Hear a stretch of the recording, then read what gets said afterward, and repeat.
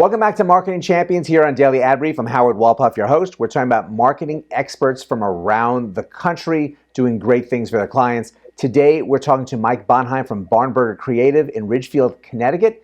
So, Mike, welcome to the conversation today. Hey, thank you very much. I'm very happy to be here. Thanks for having me.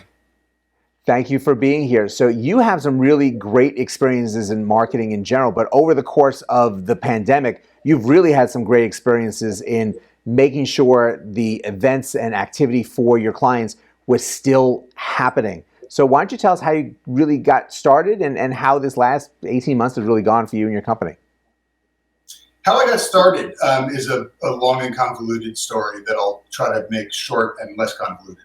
I actually started out in the music business. I was what I like to call a label lackey, intern and low-level employee of record labels, kind of running around and doing what everyone told me to do.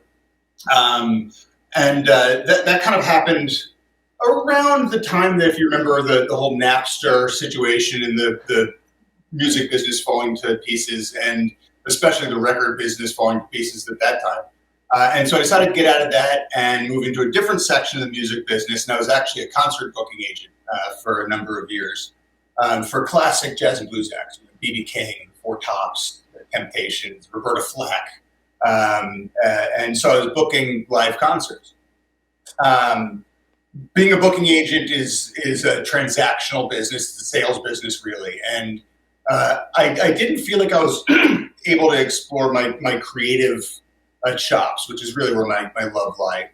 And on top of that, it's a dirty business, both concert booking, dealing with concert promoters, and it's not I like to say I wouldn't leave my cup of coffee around when I was with somebody because I wasn't sure it would be there when I got back. I mean, it was a tough business. So when I decided music business wasn't for me, and I sat down with my list of clients, and I just went down and literally crossed off anyone who had cheated me in the past. I don't want to work with them, down the line. And I realized that almost every person that didn't cross out was a member of the corporate events world. So I said, what if I look at that, get into corporate events? And I moved over into event marketing, experiential marketing is what we like to call it now. And I've been doing that now for, probably 2007. So since 2007 anyway. As executive producer, and creative director of experiential marketing, live events experiences. So obviously working in live events, I had a real tough time with the pandemic. Everything just basically shut down. And the entire industry had to very, very quickly transition and pivot over to virtual, trying to create that same experience that we may have given clients in a live experience, but now virtually. So it's been a really interesting, couple of years now, but the speed and dexterity, I'll say, that the industry was able to, on a dime, pivot to producing all of these meetings and these events and these road shows and things that may have been happening live prior to a virtual experience. And the development of that experience over the past 2 years has been incredible. The development of the digital tools and platforms and capabilities that are available to us, and the ability of the production and creative teams to really rethink how we would have done things in a live experience to get that same kind of impact on an audience, the same kind of behavior change that we're looking to create in an audience in a virtual experience. It's been amazing to watch. It's been a lot of fun, quite honestly. It must have been an amazing experience for you, because this really was an industry that had some major questions of how to exist, how to survive in this when there was shutdowns and no one can go anywhere, and then things starting to open up and trying to find safe spaces and ways for people to communicate. So it's good that you had platforms to get these events on so that you're able to function for your clients and have them really develop the business they wanted. Yeah, I mean, it's the industry is unfortunately the first in the marketing communications spectrum to really get hit whenever there's any kind of major event. So you look back to 9/11. There was no travel. No one wanted to travel. No one wanted to gather in groups. Everyone was afraid. The first industry to get hit was live events. Live events shut down. You go to the Great Recession, 2008. Companies were starting to tighten their bootstraps. If you remember, there was a lot of stuff coming out of companies that wasted all this money on some extravagant event, and now they're looking for a bailout from the government. Live events shut down. The pandemic, for those reasons, but also for obvious other reasons, health reasons, live events shut down. So it's happened over and over and over again. Not to mention, there's a pendulum swing in the industry that happens every 10 years or so that I've noticed, where companies bring in outside agencies like myself and like the companies that I work with to help them with events. At a certain point, they start saying, why are we paying all of these people to do all this stuff for us when we could do it in-house? And they start building up in-house capabilities. And a lot of the business shifts from external vendors to in-house.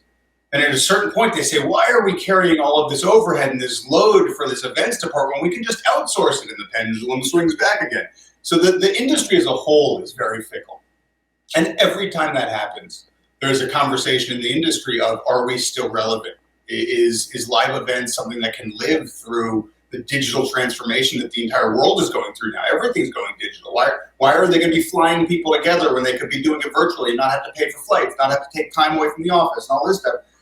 And it inevitably comes back because there's a power to gathering live that you can try to emulate in a virtual experience. But for a lot of campaigns, you need people together. You need people to be able to sit around a table, brainstorm, work together, innovate together, get that energy of being together, get that unity of being together, that team feeling of being together. So it always comes back.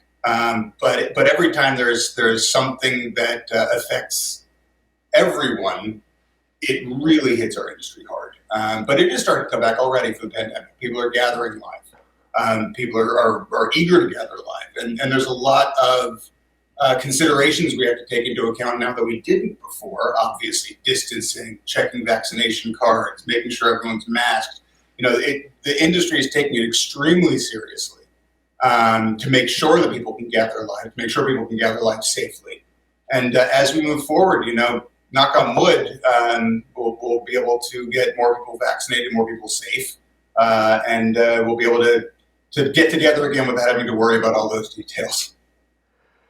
And it's good that you're monitoring all of it, because it's the key to make sure that the events are happening, that they're happening safe, that people are safe when they're there, and that business is still moving forward. And you obviously had a great experience this year in learning all the things that you need to do in addition to what you already learned within your career of how to implement events on a very positive way for your clients. And we really appreciate you sharing this all with us and for joining us today. Great. Thank you very much. It's been a pleasure. And thank you all who also joined us today here. What a great wealth of knowledge that Mike had even before the pandemic, but what his company, Barnburner Creative, has learned through the pandemic is really powerful for what he can do for his current and his future clients. To learn more, go to dailyadbrief.com. But go out, have a great rest of today, and we'll see you next time on Marketing Champions.